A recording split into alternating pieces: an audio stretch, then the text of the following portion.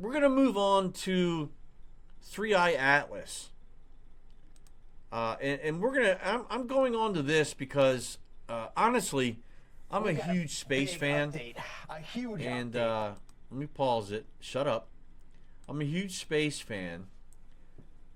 And this object that has come into our solar system and is visiting the inner planets of our solar system right now and has just passed perihelion. Now, you may have heard that term a lot, perihelion. What that means is that the object is behind the sun, parallel to where we are, and we can't see it. And it's also the closest to the sun, where if it's a comet, a lot of things are going to happen to the comet. And you're going to hear about a lot of this in these videos because they're going to talk to Avi Loeb. And Avi Loeb has been like the only one that's been talking about this. You don't hear Michikuku, you don't hear Brian Cox, you don't hear NASA talking about it, right? Is one guy, Avi Loeb. He's the only one talking about it. And everybody talks shit on Avi Loeb because they think he's doing it just for attention and to sell books. But he has stated that he thinks there's a possibility it could be something of intelligent origin, but it could also be a rock. And he has a scale of 1 to 10, 10 being most likely to be alien technology, and right now he's at 4. And he said over the next week or two, once it comes fully out from behind the sun and perihelion, and all of our satellites and Earth-based telescopes can look at it, then he may change his number from 4 to 1 or from 4 to 9. And if it goes to 9, then we might have a concern there. But we're finally getting people talking a little bit more. Mainstream media is not covering it. We get a few of these NBC channels, maybe Fox, maybe I don't know. What's the other one? News Nation, things like that. Newsmax talking about it, and I think it's interesting. But let's check out these videos about this. Here we go. If you'll talk. We've got a big update, a huge update on our favorite interstellar object. It could be the biggest update in the solar system. Take a look at this. This is 3IAtlas. You know how the last time we talked about it went behind the sun? And this is the most recent photo. The most recent photo of 3IAtlas. Not 3AIAtlas. That's a typo. It's 3IAtlas. And 3 is for third.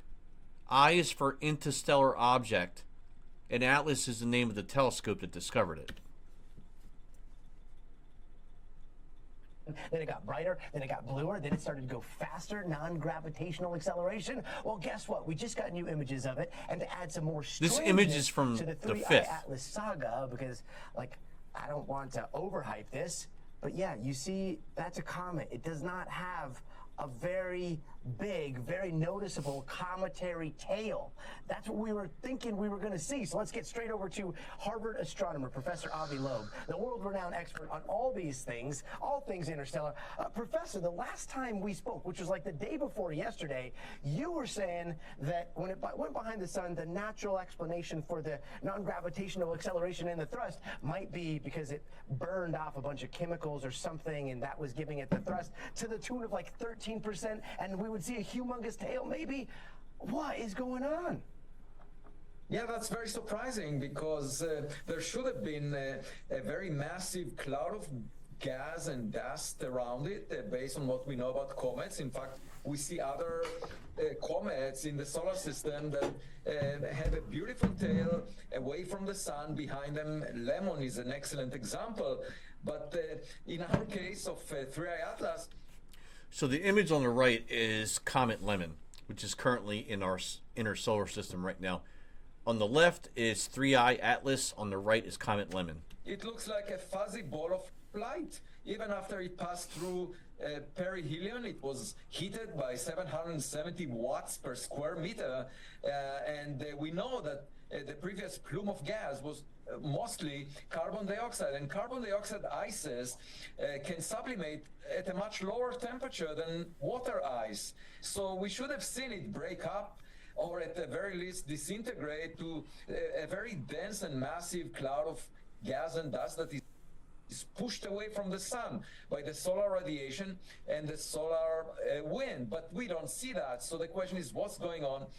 One possibility is that what evaporates from it are fragments of ice, and they get vaporized by sunlight before they have a chance to turn around and show up as a plume of glow behind it, away from the sun. That's one possible interpretation, but otherwise I just don't know what to make of it. There was also a blue color that was noticed just a few days ago, and also in addition to that, it became brighter by a factor of 5.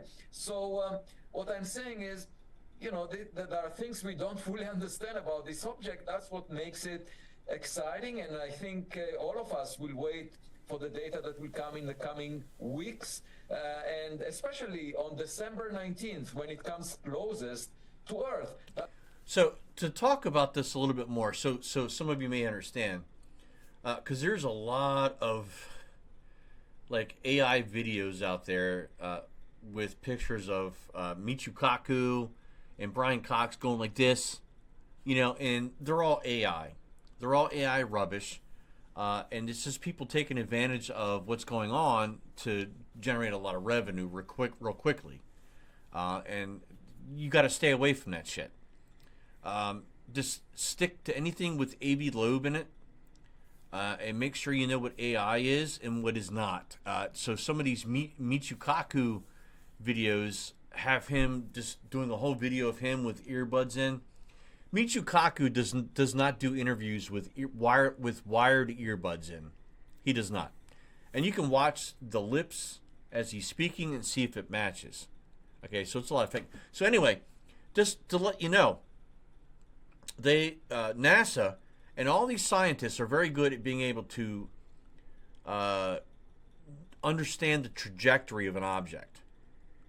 So the trajectory, which is the course of what this object is doing, they know it ahead of time. And it's followed that trajectory perfectly, all the way to perihelion,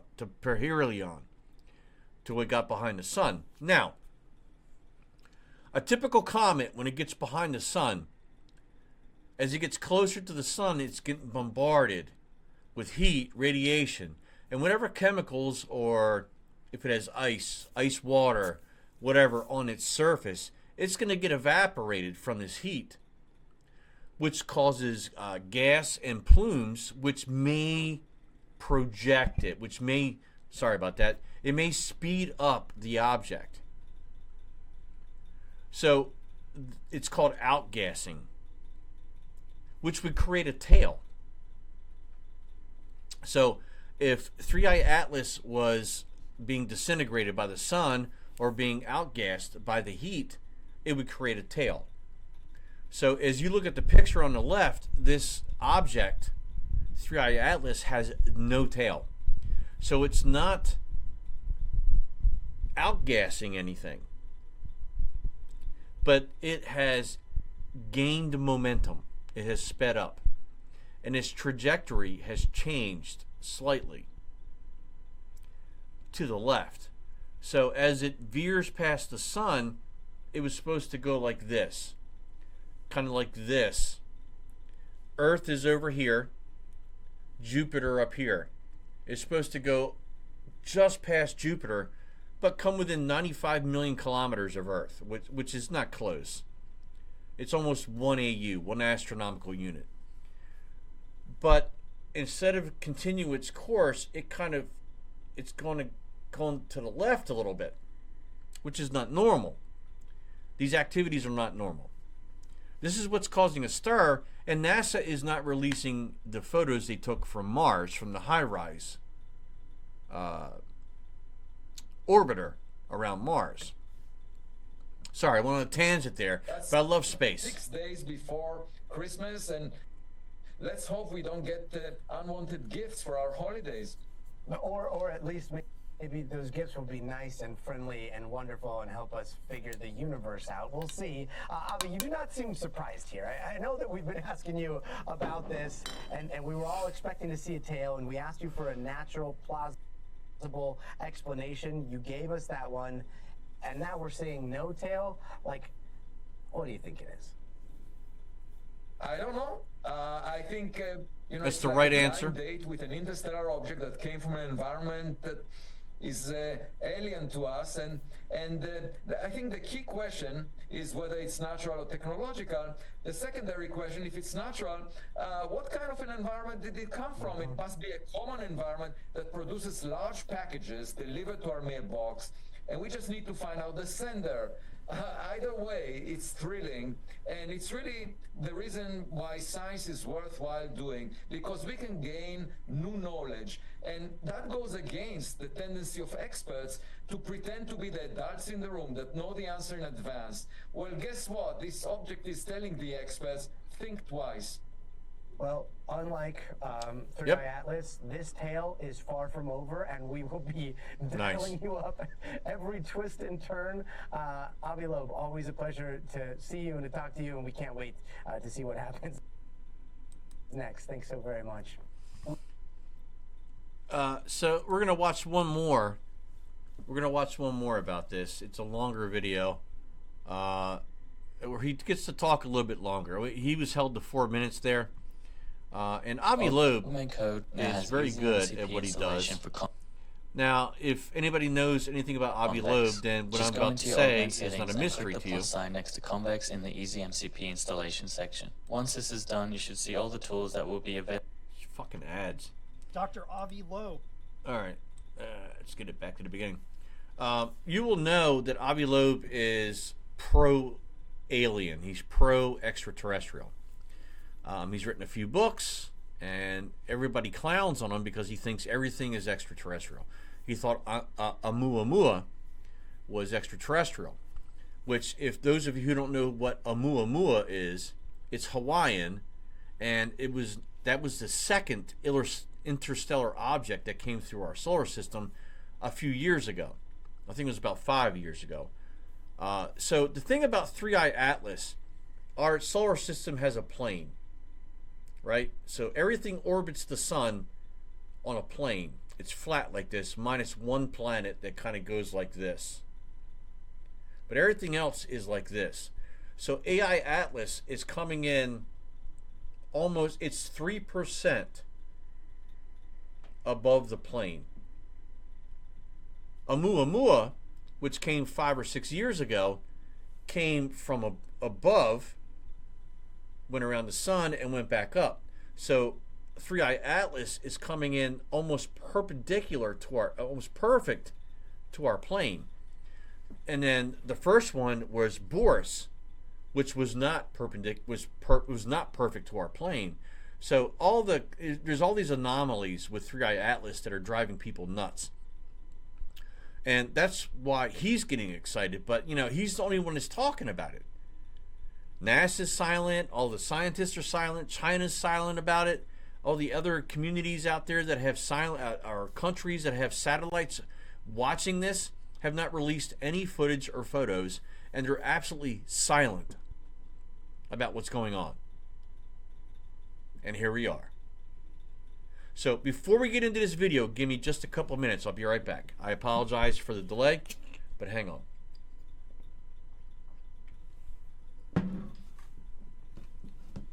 I don't vape. I'm a smoker, so I don't smoke in my house. So hang on.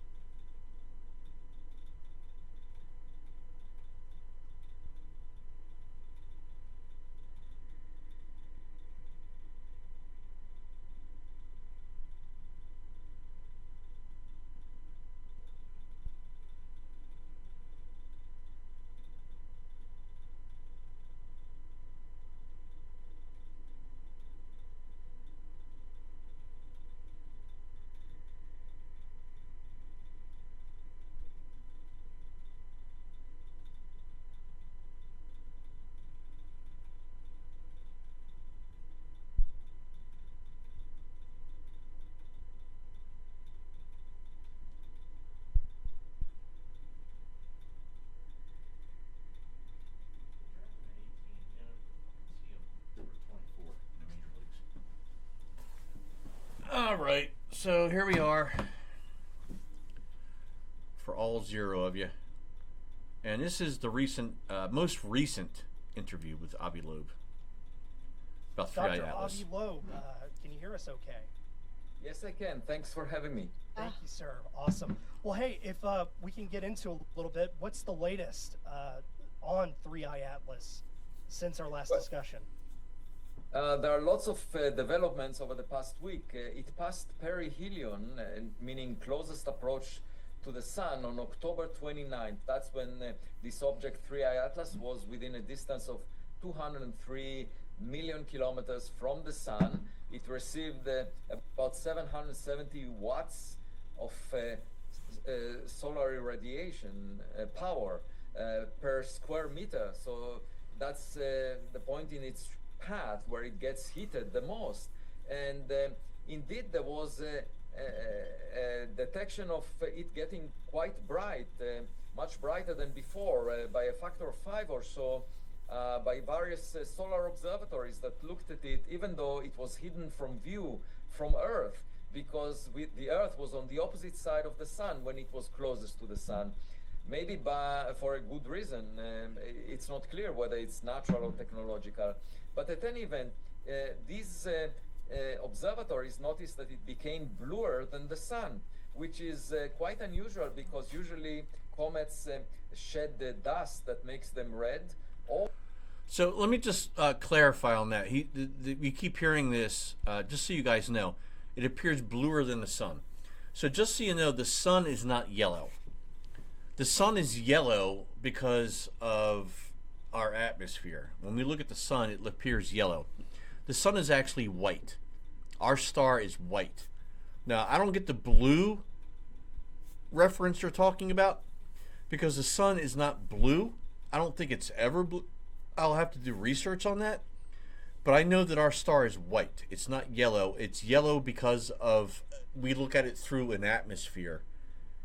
And all of the color bands come through and make it look yellow when we're looking at it. But the star is white. I don't know what bluer than the sun means. I don't. They have a surface temperature that is much cooler than the surface temperature of the sun, and therefore they appear redder than the sun.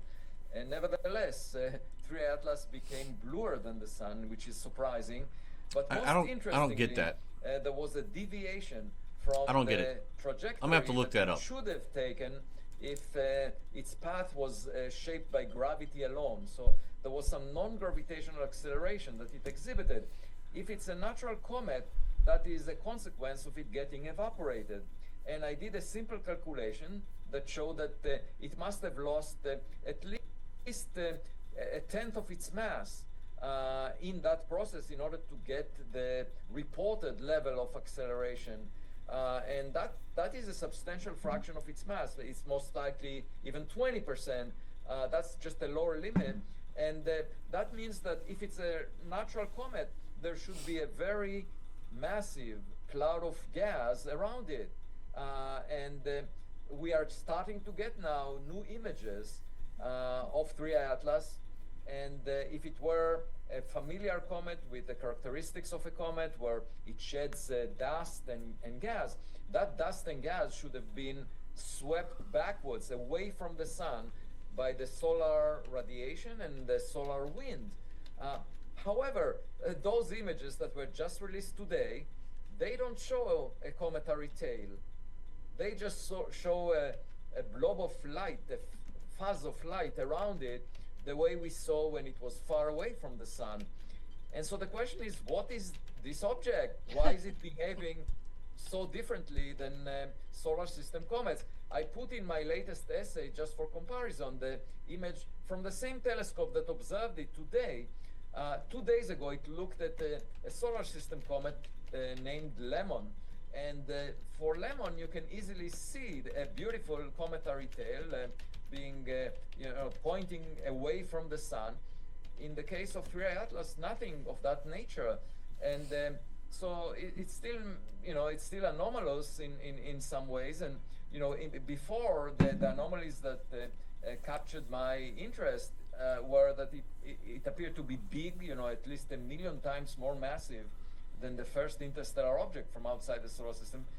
And moreover, it was going in the plane of the planets around the sun. So perhaps that trajectory was designed by some intelligence. That was my thinking. And since then, we noticed that, you know, it sheds a lot of nickel, but very little iron, which is unusual, anomalous. The only other place where we find that is in industrial production of nickel alloys. So maybe that's a technological signature.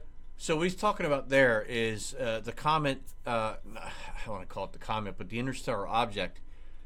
They're calling it a comet. So comets normally have more iron, not iron, but iron than nickel. The iron percentage is so great compared to nickel, 85 to 15, 90 to 10, 80 to 20%. But this particular object is almost 90% nickel versus 10% iron. Now, iron and nickel are some of the most common metals in the universe, and they come from dying stars. When stars explode, iron and nickel come out, and that's where a lot of comets and interstellar objects come from, is from dying stars. So that's why it's weird, because it's the exact opposite of what we're used to seeing. You know, it showed unusual polarization. It came from the same direction as the WOW signal that was discovered in 1977. So, and to touch on that, that's a huge thing as well. It's another huge thing.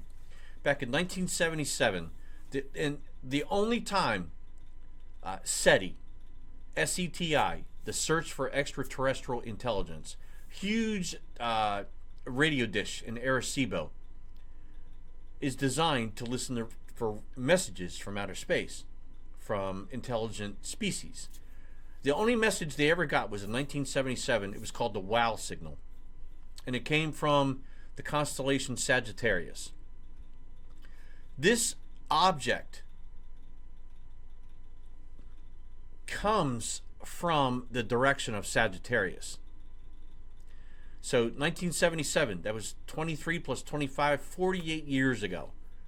So if that object came from that area, it took almost 50 years to get here, which would have to put it way faster than the speed of light, and it's only going 113,000 kilometers per second. That's a lot less than the speed of light. So we can say, you know what, that doesn't make sense. It can't be extraterrestrials, but it's coming from the direction of that WOW signal. A radio signal that is still enigmatic. We don't know what the source is, but they were within 9 degrees of each other. And 9 degrees. Were they related? Was this signal related to 3IAtlas in any way? So there are lots of anomalies. I listed about 10 of them by now, but we still don't know. I mean, my point is that it should just make us curious, and in the coming weeks we should be able to figure out the nature of the object, because it will get closer to Earth on December 19th.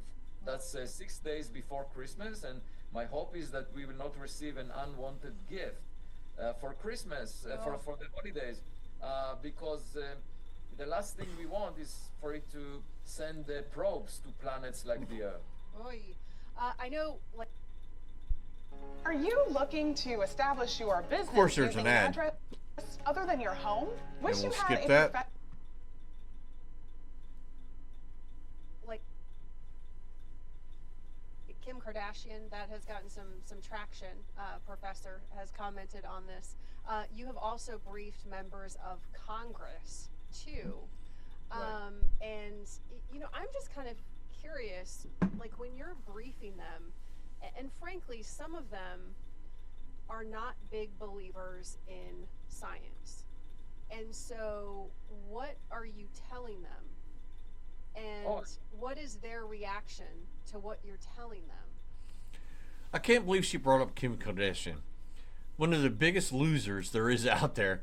But it's a topic, and it's a hot topic right now because NASA's been quiet about everything. Hasn't said a word about shit. Kim Kardashian decides to make a post asking NASA, hey, she thinks the moon landing is fake. But NASA took the time to respond to Kim Kardashian but can't respond to the rest of the planet with pictures that they already have of this object. Like, what? And also, it is my understanding too that no rocket from Earth is fast enough to reach this thing. So, Right. are we screwed? Well, let me answer your first question first. So I'm talking with them about science because, that is the best way for us to gain new knowledge. We should pay attention to The girl seems evidence, to data unprofessional. that is collected by instruments. Because, if Are we believe screwed? the stories that people tell us, they're all over the place. And when there is a car accident, different people give you different reports. You can't believe what people are telling you. Stories and so forth, and the best path forward is actually collecting data with instruments. That's the scientific method, and then whatever the data shows must be the truth. Once you have enough data, it's like a detective story.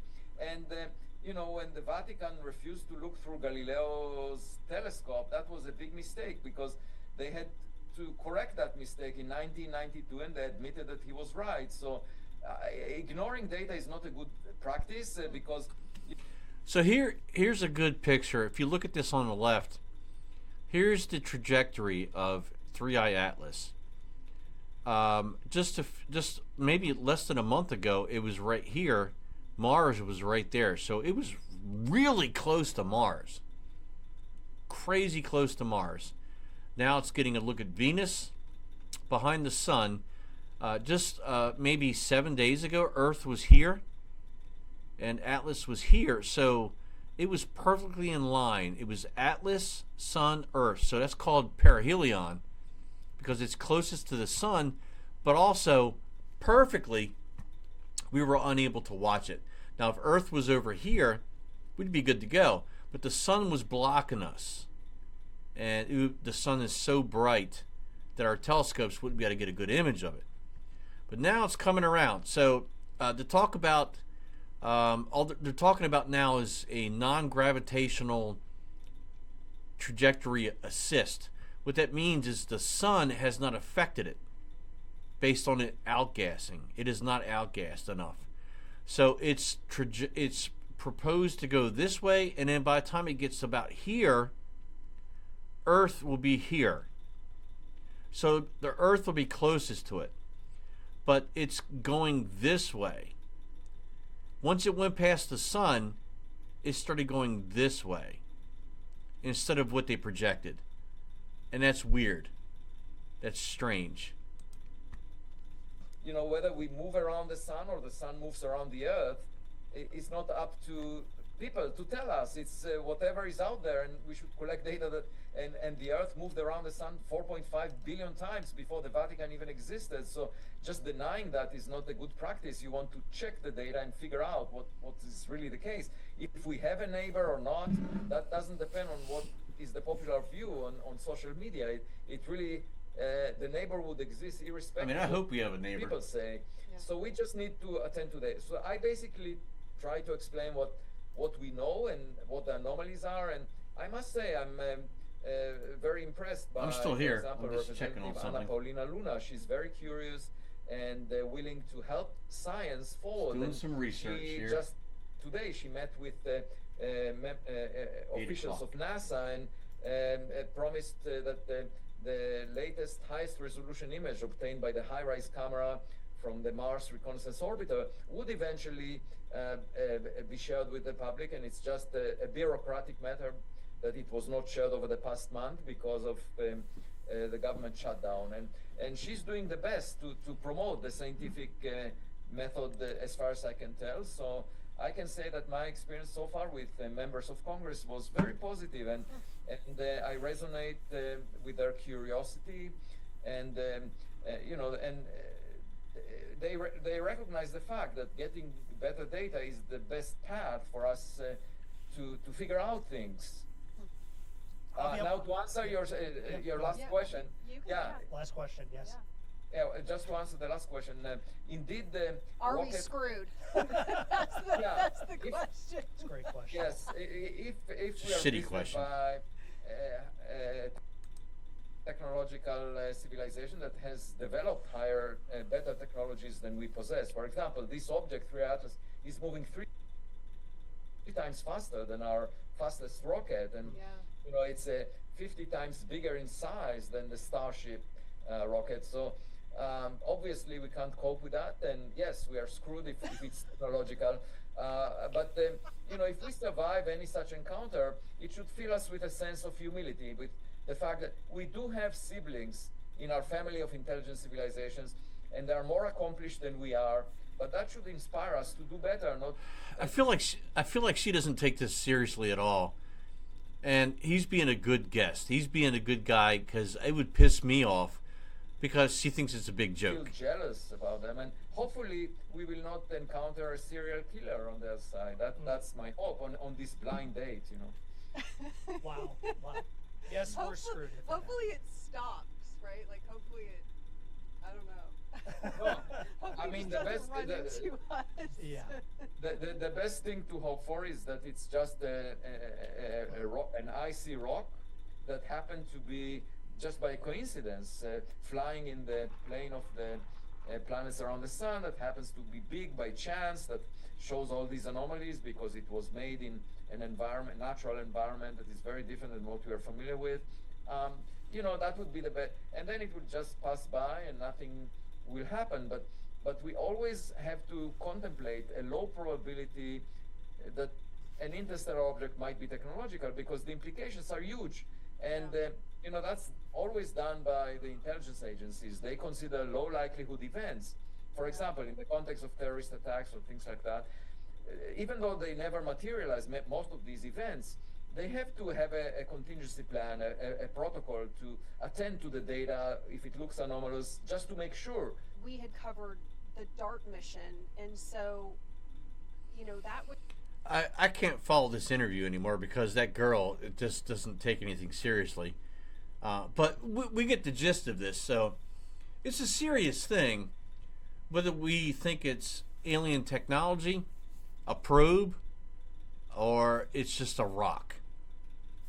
Now, if it's a rock, it's not behaving the way it should behave. Or, let me rephrase that, it's not behaving the way we're used to, that we have observed in the past over the last, 30, 40, 50 years, right?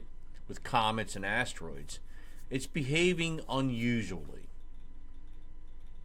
So, hopefully, when you guys are out there, if you're interested in 3IAtlas, you kind of ignore all the AI slosh out there, and you stick to anything that's talked about with Avi Loeb. Let me just say, stick to Avi Loeb. He seems to be the most serious guy talking about this object right now. But we'll look forward to more information down the road in the next coming couple weeks, as we get closer to December 19th, when it's the closest to Earth, and we can get some real photos of it. And no, for those of you who say, well, we've got the Hubble telescope, we've got the James Webb telescope, why can't we get great pictures of it? We can get fantastic pictures of the Andromeda galaxy and things 15 million miles away, 15 million light years away. Well, those telescopes are built to look at things 15 million light years away. They're not built things that are static. They're not moving, so they can look at it because it's not moving quickly. Have you ever tried taking your phone and looking at the moon and getting a snapshot of it? So if you take your phone and look at the moon is moving quickly. It's moving fast, and if you don't blink, if you don't think, that moon is out of the focus of your camera immediately. Same thing with these two telescopes looking at 3IAtlas. It's moving at 113 kilometers per second. So it's hard for those telescopes to capture onto it. Just saying. That's why when you see photos, instead of seeing stars, you see long white lines. That's a distortion in the frame rates, because you're trying to capture several pictures of it, but the stars move in the background at the same time. So